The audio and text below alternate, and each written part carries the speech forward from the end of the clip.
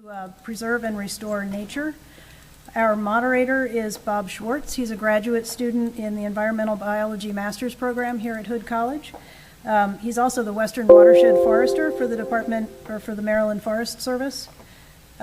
Focuses on forest ecology, forest climate change adaptation, ecological restoration, and nature-based design in both his work as a forester and in his studies.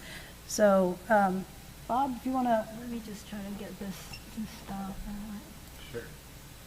Hi, everyone. Thanks for staying with us through the afternoon on a gorgeous day. Really appreciate it. We're going to talk about a really important part of climate change adaptation and mitigation, preserving and restoring nature. It's really timely. The United Nations just called or has dubbed the decade of the 2020s the decade of ecosystem restoration, and we're going to need to do a lot of it to meet our linked climate and biodiversity goals. And you can all be a part of it, and we're going to talk about that here today. We've got some great speakers on tree planting and native plants and supporting all of the puzzle pieces of our ecosystem, right? So our first presenter is Shannon Moore. She's the director of the Division of Energy and Environment, or DEE, if you will, for Frederick County government, where she focuses on collaboration and innovation in climate, energy, and stormwater programs. She has a Master's of Environmental Science and Management from the Bren School at the University of California, Santa Barbara. Thank you for being here with us. All right. Okay. I am originally from Frederick County, and I'm also a graduate of Frederick High in 1991. There's more than one of us on this panel as well. So I'm going to talk about green infrastructure in Frederick County, which is, if you've ever heard of green infrastructure before, you might have heard it used in different ways. So I'll talk about it in a specific way, and I'll talk about what our green infrastructure is in Frederick County and what our plans are to protect it. So first of all, I just wanted to highlight the good work of the Climate Emergency Mobilization Work Group, Mobilize Frederick, and the Climate Response and Resilience Report. There's a specific recommendation in that report to adopt protective policies for forest corridors, to maintain wildlife migrations, and in a broader effort, a green infrastructure plan for natural areas as recommended in the Livable Frederick Master Plan. So just a little bit of background on what green infrastructure is. Green infrastructure is natural infrastructure. Sometimes you hear it referred to in the context of stormwater management, where we're trying to capture rainfall and treat it in a natural way in the environment before it goes into streams. And I'm going to be talking about it today in a much bigger sense, which is all of the key natural resources that we have that provide essential natural resource management functions that we all rely on, and I'm going to use forests as an example of that today. In Frederick County, we do have green infrastructure. Green infrastructure are hubs, are portions of the landscape with the highest environmental quality in terms of size, function, and location. I don't know where that extra bullet came from, sorry about that. Hubs are connected by corridors that connect ecosystem functions, and GI hubs provide multiple environmental benefits and protect biodiversity and ecological systems. County did a green infrastructure assessment between 2013 and 2014, and we partnered with EPA Region 3, which is out of Philadelphia, and the DNR Forest Service. That map builds on the state's green infrastructure assessment. So the state's green infrastructure map, let me see if this thing works here, no. But the state's green infrastructure map really only has the Catoctin Mountain Range and the Sugarloaf area. All that stuff on the right-hand side in the east of Frederick County is not on the state's map. And so what we did was we took the state's map and then we added areas based on local data that had slightly smaller thresholds that were supported by literature, and added more in the eastern section. And we did work on that with a Hood College student as well, who helped us with some of the literature. So we focused on the functions of wetlands, that was the Environmental Protection Agency, the streams, and the forests. And we included this map in the 2019 Livable Frederick Master Plan. Now, Livable Frederick Master Plan also has a very large natural resources and green infrastructure section within it. And that's a living document, and that's what we're trying to implement. So Livable Frederick has a specific initiative in it for a green infrastructure plan. It actually has 6 items under it, but these are the key 5 ones, plus they fit on my slide. So the The goal for the green infrastructure plan in livable Frederick is to develop and implement a functional green infrastructure plan to protect, connect, and enhance the county's natural assets and to support their role in ensuring future resiliency in the county. So it's not just a map. It is a map plus these different functions that we need to add together. So some of those functions include establishing a regular cycle of reviewing environmental protection and conservation ordinances and processes with the aim of ensuring protections for clean air, land, and water. We have been working on a lot of that. We did a number of improvements to our Forest Conservation Act, and the state's recent update to the Forest Conservation Act looked at Frederick County as a model. But we can do more. Thank you. We can critically examine the land use designations and zoning applied to green infrastructure and other sensitive environmental resources within community growth areas. In many instances, they overlap. So as we go through and these areas are moving in the direction of development, how do we protect the key natural assets that we have in those areas that are part of our green infrastructure network, our most important environmental resources in Frederick County? Also to incorporate natural resource protection and restoration in addition to active recreational elements in the development of all county parkland. And I'm happy to say that that effort has been underway, that our parks now have a significant amount of natural infrastructure planning as part of the master planning process. And we also have a new natural infrastructure person who has been hired to work on Frederick County parks. We also enhance the protection measures for significant natural resources and highly sensitive environmental features through regulatory, voluntary, and incentive-based programs. One of those programs we have is called Creek Relief. It is a program where we pay private landowners for easements in perpetuity on their property if they agree to let us plant large-scale acres of tree planting on their property, and we have planted almost 500 acres through that program. We improved the site plan review process to identify, confirm, and protect natural resources, and those improvements have happened and they continue to happen. So I'm just going to give a couple of examples of the green infrastructure function we have in Frederick County as it relates to forests. I wanted to do all of the different infrastructure, and you know what, like I can only talk about so much here today, so I'm going to give you one of my favorites, which is trees. So Frederick County forests draw down 17% of the greenhouse gas emissions that are generated within Frederick County, and that is from everything, from our buildings, from our power plant usage of electricity, from our vehicles. There's 180,968 acres of trees in Frederick County. That's 43% tree canopy, and that has remained steady between 2013 and 2018, but it's becoming more fragmented. Our stream survey has shown that the most positive influence on biological health is the acres of forest versus urban and agriculture. So we know that that is the most important thing that we can do to protect our native ecosystems in Frederick County. A study using remote sensing data found a 9-degree difference in forested versus impervious temperatures in a single day in September 2015, and actually Hood College's data in the city of Frederick shows even greater disparities in urban areas where you have heat island effects of, say, 20 degrees Fahrenheit. Imagine how hot that makes those areas. A 52% tree canopy exists in a 300 riparian buffer foot area.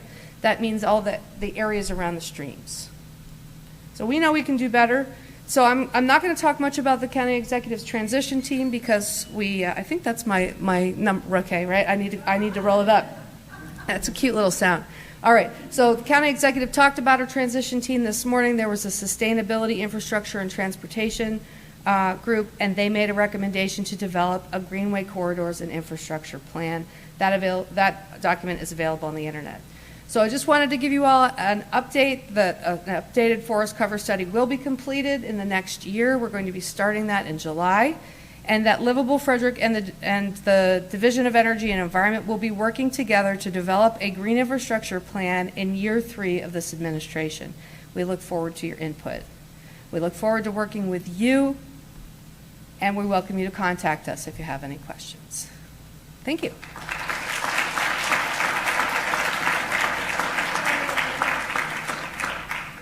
Thanks, Shannon, and thanks for highlighting trees. They're pretty terrific in my opinion, and we're going to hear more about how they're terrific and how you can help plant them in our communities from Twigg, my friend and colleague at the Forest Service. So she is the tree planting specialist for Washington and Frederick counties, and she works with communities to plant trees and to tend for them. And she has a Master's of Public Administration, which really, the organization so comes in handy at work, from Appalachian State University. Thanks.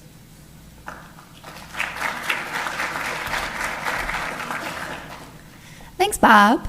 And thank you all for having me today to speak on the panel. Let me know if you can't hear me, because I tend to talk a little bit quiet or a little bit fast, so take your pick.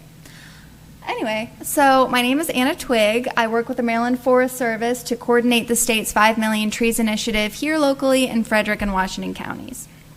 So just an overview of the state 5 Million Trees initiative. It is what it sounds like.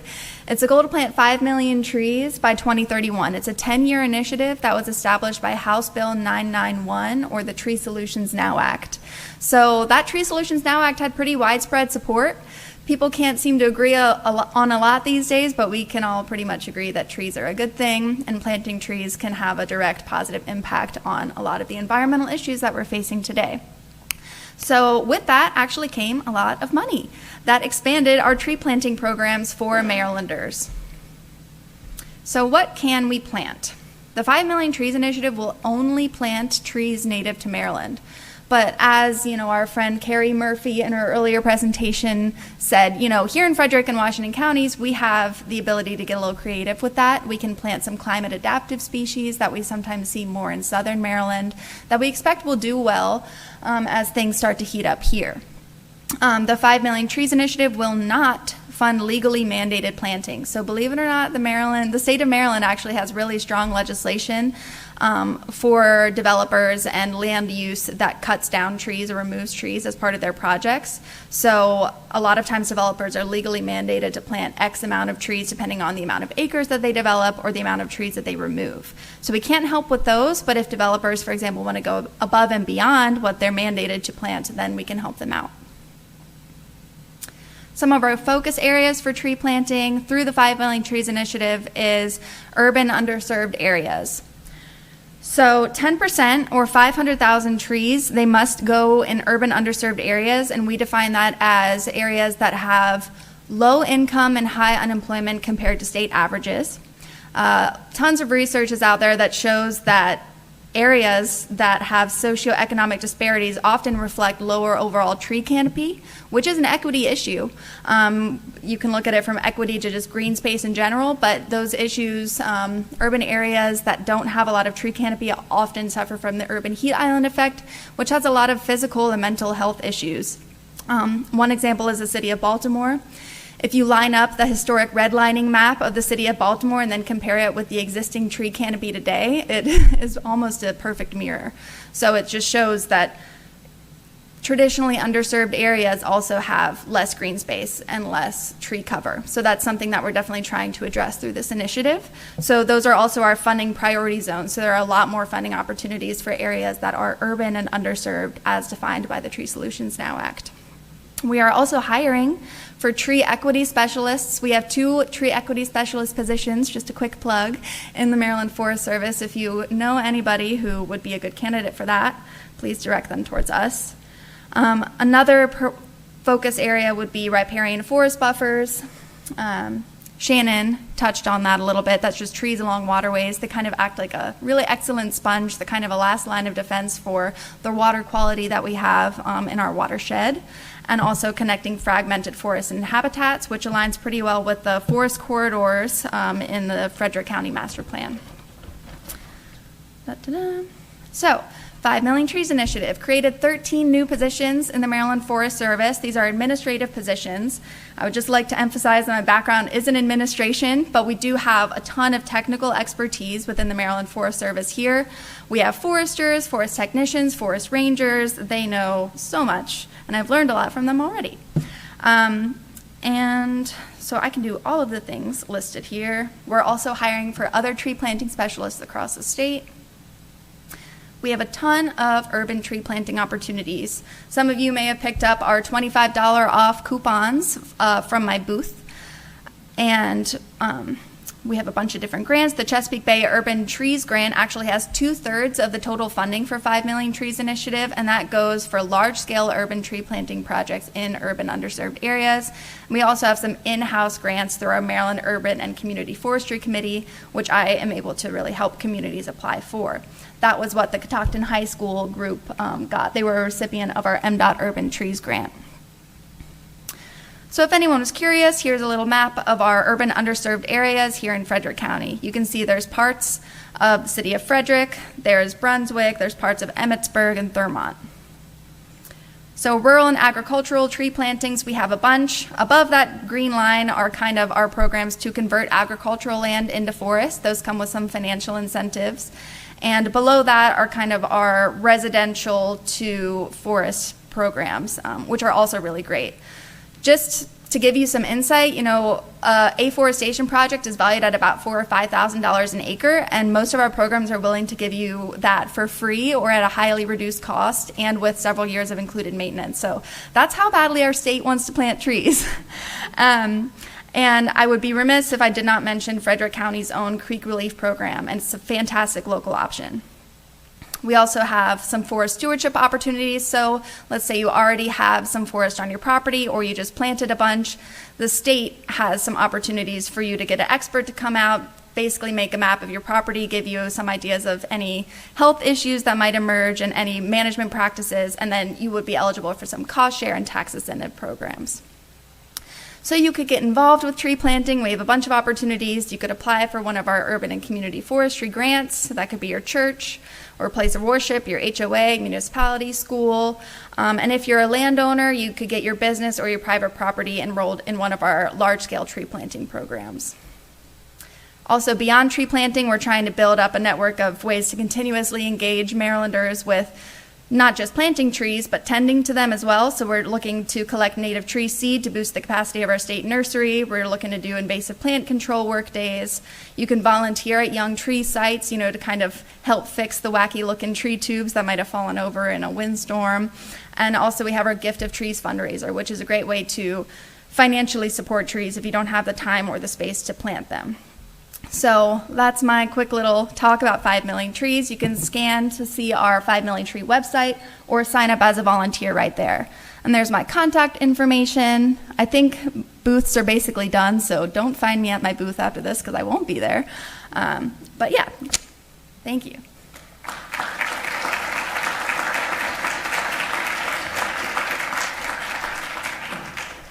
Thank you so much, Anna. And yeah, if you want to plant trees and plant a native tree, because native trees are awesome, talk to Anna.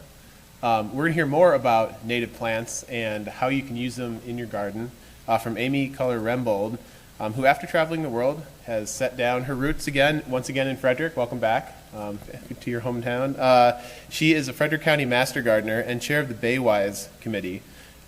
She recently started the first after-school 4-H club in Frederick County, and is both an alumni of Hood College and Virginia Tech, and is also a lifelong learner. So awesome. Me too. Thanks for being here.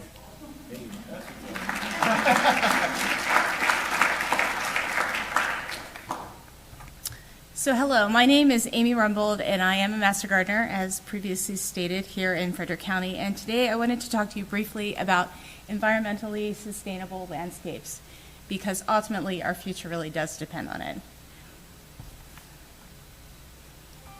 We all garden for a variety of reasons, to be with nature, to create habitats for wildlife, including birds, insects, and other animals, and to produce food.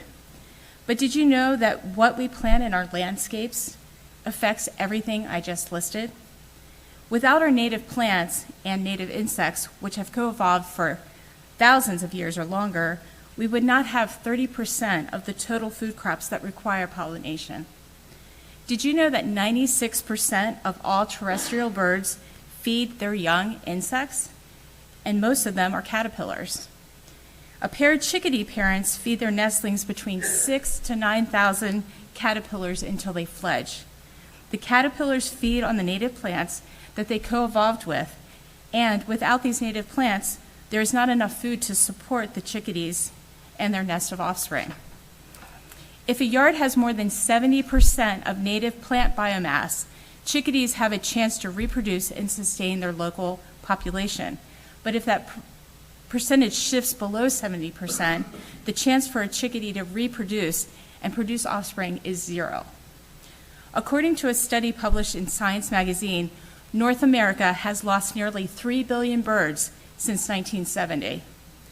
Habitat and biodiversity loss is one of the main reasons for the decrease in bird numbers.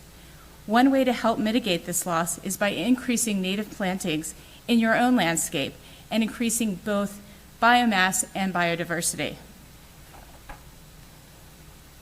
I love this quote by Douglas Tallamay. I'm sure most of you know who he is.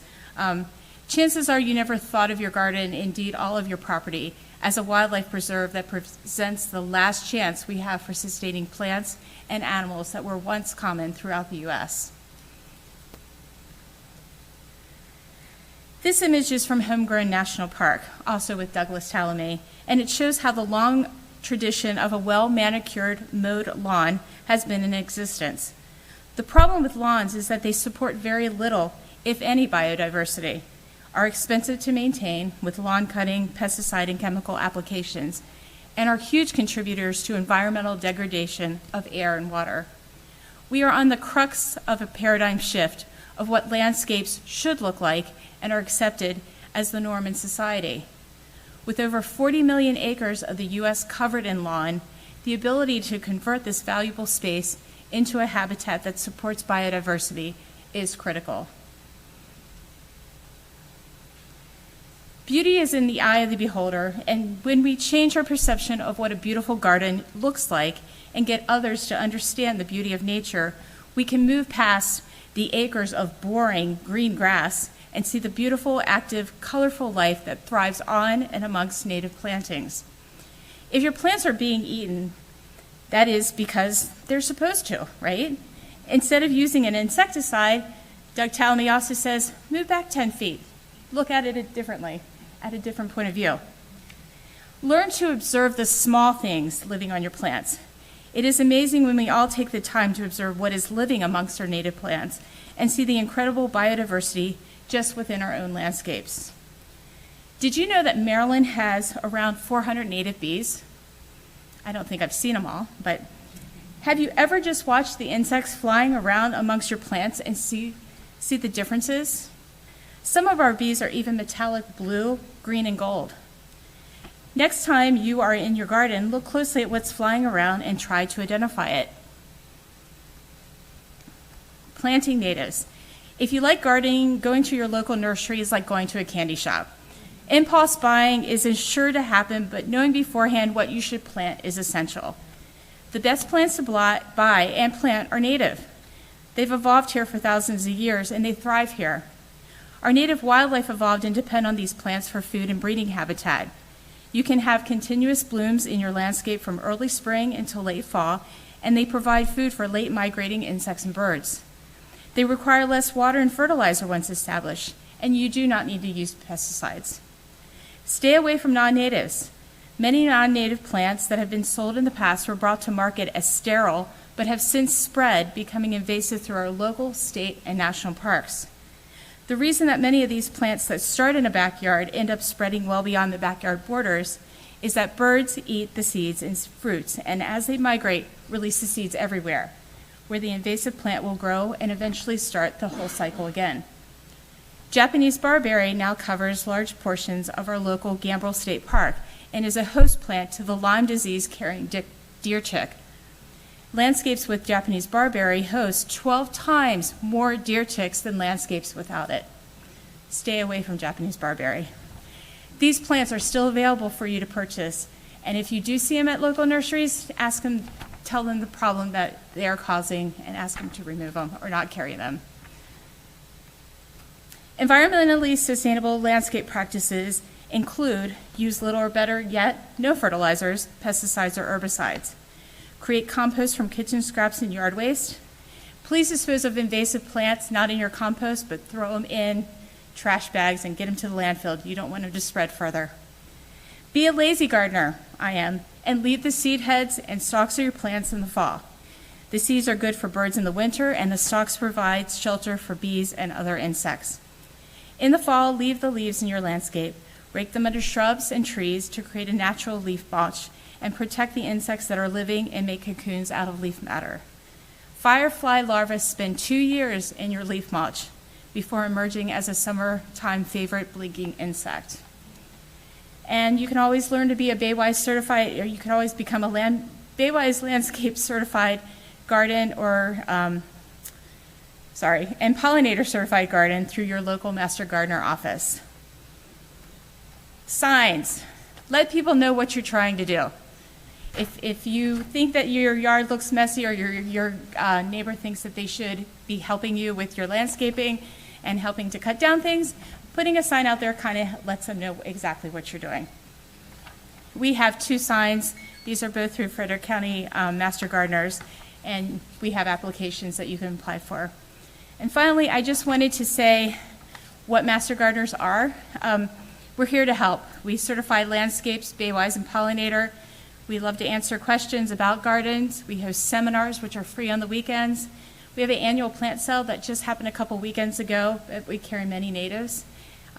We have a demonstration garden that you can come visit at any time behind the Extension Service. And we love to work with individuals, schools, faith-based organizations, and businesses to assist in gardening needs. Thank you.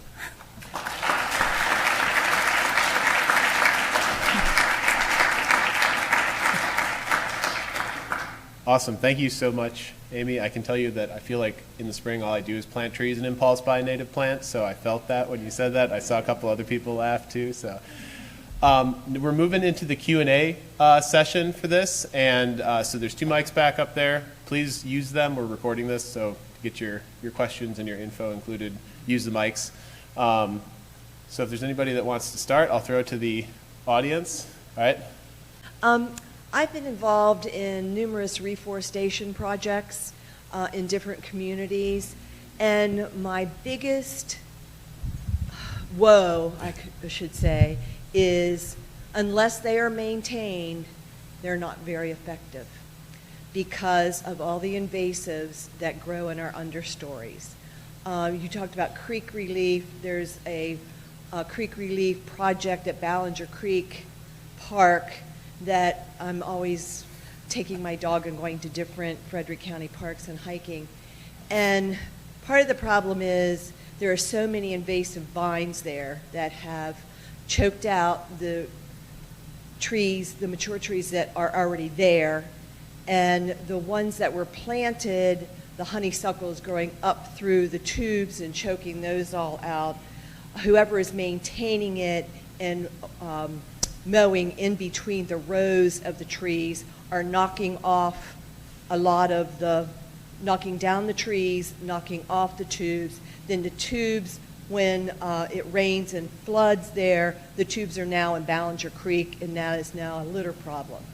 So I would really like to see money spent in following up and maintaining it, because if we're just planting the tree, we're not getting the results that we need.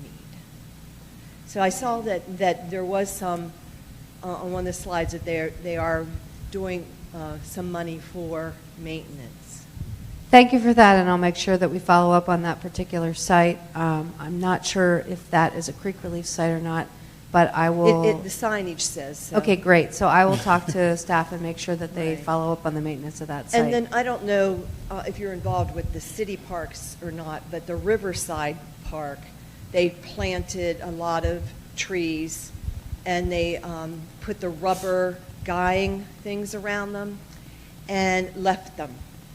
And now the trees, the trunks are growing over the guying wires, and then, of course, when you get a storm, it's going to shear them off. So those are things that concern me as far as tree reforestation projects. Yes, and that's an excellent question.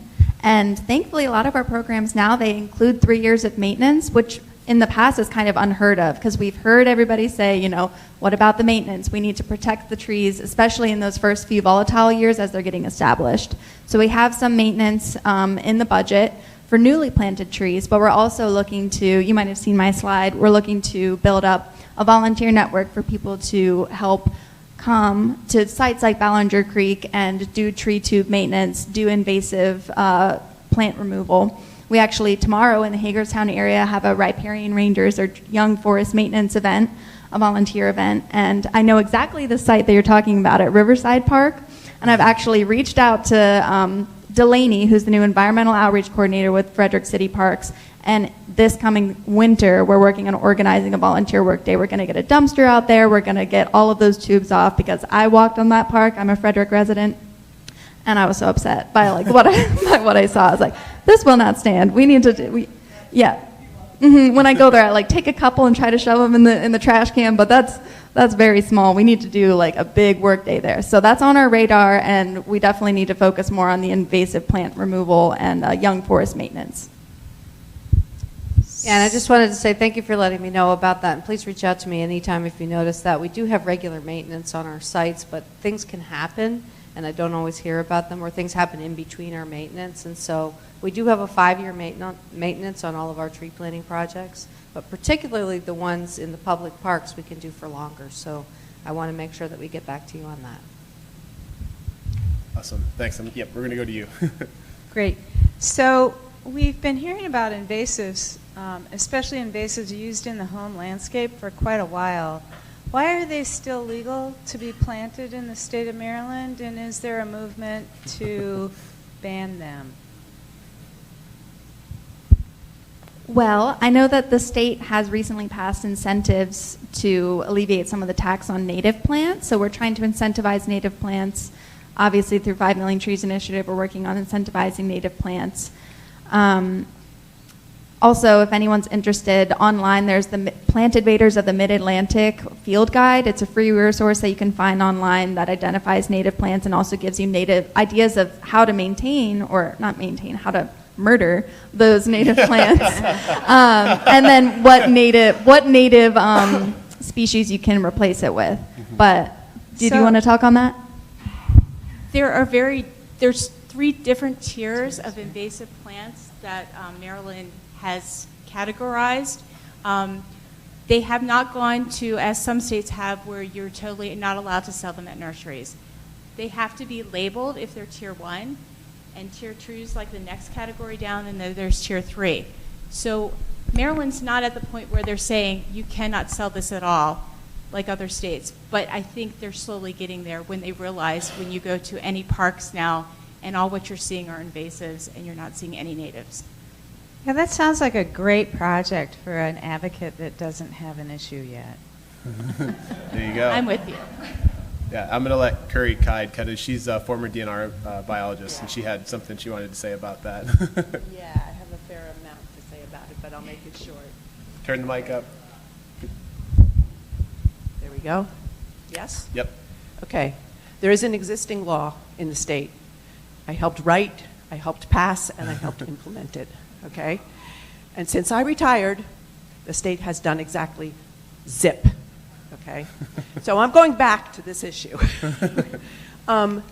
Invasive plants are 2-tiered in the state.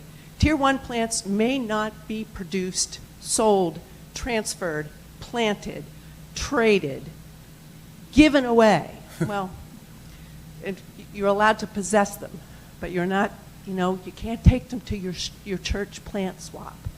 Okay? Tier 2 plants are labeled as invasives, but are still allowed to be sold. The reason that things like Japanese barberry ended up on tier 2 lists, which everybody knows they shouldn't be, is because they are so widely distributed across the state and in every ecosystem that stopping them would take millions and millions and millions of dollars. And what the state law was designed to do was to catch the beginners. Find the ones that are not here yet or are here yet in very small quantities. Cut them off at the producer level. So this is not something that is implemented in your neighborhood by your HOA. It's implemented at the production level. Nurseries, retail operations, landscapers are not allowed to sell tier 1 plants, and tier 2 plants are still allowed to be sold, but they have to be labeled, and landscapers, in fact, have to notify the clients if they've requested a Tier 2 plant. It's a long process to get something to go through the risk assessment process. I trained, before I left DNR, 30 people to do these risk assessments. There is no money. So these were all volunteers, and many of the state employees who were doing these risk assessments were doing them on top of their other regular jobs. I believe that there is money in, there was some money in a bill that was passed a couple of years ago to support this, but I'm not on top of that, but I will be. Thank you. Does sound like a job for an advocate without an issue yet. Well, it's a second or third or fourth issue for me. Yes. Hi, thanks. Yeah. Hi, Shannon, this is mainly for you. So I live in the city, still in the same place. Shannon and I used to live across the street from each other. But I'm still in downtown. And one of my pet peeves is the shortness that the grass is cut in the parks near me. So I've actually talked to the crew. So they cut off the clover and even the creeping veronica and the buttercups. So I'm wondering if this has been discussed in the county, and if the county can coordinate with the city to raise their blades and also increase or decrease the frequency with which they're cutting the parks, because they're cutting off all the wildflowers. So, have you heard that before or considered it? Yes, the county gets these kinds of calls as well, because we have mowers that are operating on the sides of roads as well as in the parks, and so we get a lot of the same kinds of concerns from citizens. So I do know some of the things that the county has done. One of the things that it's done is tried to reduce the amount of mowing that it's doing in parkland. We do have to maintain certain kinds of areas for certain kinds of reasons, lines of sight, for example, on the sides of roads. We also have to protect against things like Johnson grass. And so if we let some of those things grow up, we actually get fined, we get notified by weed control that we're on their bad list, we got to get it together. So it's a balancing act of making sure that you're doing the appropriate amount of maintenance in the right place. And I think the State Highway Administration has some terrific policies on their rights of way. I know that we have been looking to try to adopt some of them, and we have more to do. So I appreciate your feedback on that. Thank you. Hello. Hi, Bob. I'm just quite. I work at Fountain Rock Park, and we also have the Creek Relief Program. And my question is what your opinion is about pocket forests, if you think that might be more effective, since we really have like a 40 to 50% success rate on planted trees for creek relief. But I've just seen some studies, but I don't know. It's like they say it's a 90% on the pocket forest instead. What are your opinions? Sure. Do you want to explain to the audience what pocket forests are? My understanding of it is that you don't just plant a tree and then mow around it to keep weeds down. You're actually planting some shrubs, some lower level plants that will all kind of create their own microcosm under the earth and just make all of the plants grow a little bit better. Yeah, and we've been talking to the DNR Forest Service about that kind of planting because they're strongly encouraging it. And so our creek relief sites do have a mix of large-scale trees as well as some smaller brush, things like elderberries, things that can create habitat for animals, and to have a varied understory, which is good for a lot of creatures that are trying to live in that area. It also helps with tree establishment. So I would agree with you on that. The Creek Relief Program is designed to do large-scale reforestation, but that doesn't mean it's the only kind of tree planting that's good. It's just one of many types of tree plantings, and we have done smaller-scale tree plantings for many, many years. We just moved to that particular one because of the number of acres of restoration that we needed to get done. But we do partner with many folks that are doing those kinds of plantings, including DNR. Yes. In fact, our MDOT Urban Trees grant has pocket forests as one of the priority projects that they want to fund. So if anyone's interested in a pocket forest, especially in an urban underserved setting, we have the money for it. and we're really interested in trying that out. Thank you. Thanks. And yeah, we got time.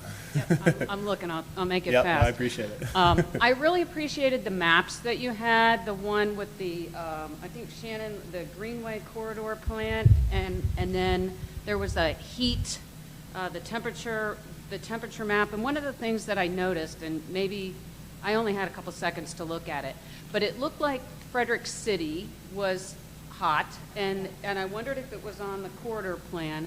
And as my question relates to, what about Baker Park? I love the work that I've seen the Frederick High students have done the planting. I frequent there. I run through that park all the time. But there is a lot of turf, and there's a lot of treatment of that turf. So there are some days where I'm making sure I don't jump onto the grass because there's a little sign that it's been sprayed. So it looks like a golden opportunity down there for much more forestation that would benefit many. And so I really have no clue about what that plan is, but I'm very curious about it. Thank you. Yeah, thank you. And so that's the city of Frederick, and they, I know, have a master plan for that park, and you can also talk to the Friends of Baker Park. And Drew Ferrier's group has been very active in working on some of the things in Baker Park as well. And I don't know if you did your temperature assessments there or not, but I know you've done a lot of environmental assessments and research out there.